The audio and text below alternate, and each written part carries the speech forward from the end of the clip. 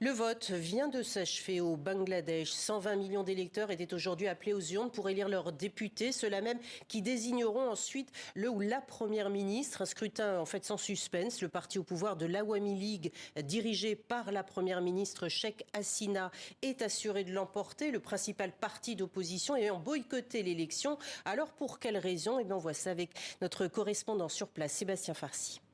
Eh bien, ce parti d'opposition qui a déjà dirigé le pays considère bien que le parti au pouvoir de l'Awami League peut facilement manipuler cette élection car il contrôlerait tous les fonctionnaires qui sont en charge de conduire ce scrutin dans les écoles. Ce que dément le gouvernement qui assure que la commission des élections, elle, est indépendante.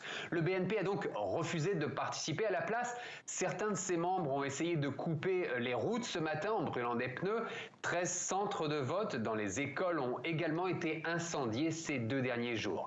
Alors dans ce vote, il y a 28 partis en tout qui se présentent, mais la plupart sont très petits et ne représentent aucun vrai danger pour l'Awami League au pouvoir. Cette formation essaie toutefois de montrer qu'il y a une opposition. Il a poussé pour cela certains de ses membres à se présenter comme indépendants face à ses propres candidats. Une mascarade en partie destinée à l'étranger, car les États-Unis ont fait savoir qu'ils prendraient des sanctions sur les visas, entre autres, si le processus démocratique n'était pas respecté. Le principal enjeu de ce vote aujourd'hui est donc la participation. Et pour cela, l'Awami League utilise tous les moyens.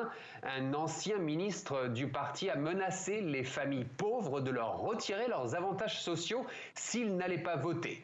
Les résultats devraient être annoncés demain matin tôt et après 15 ans de règne, la première ministre Sheikh Hasina, surnommée la Dame de Fer, devrait donc remporter un nouveau mandat de 5 ans.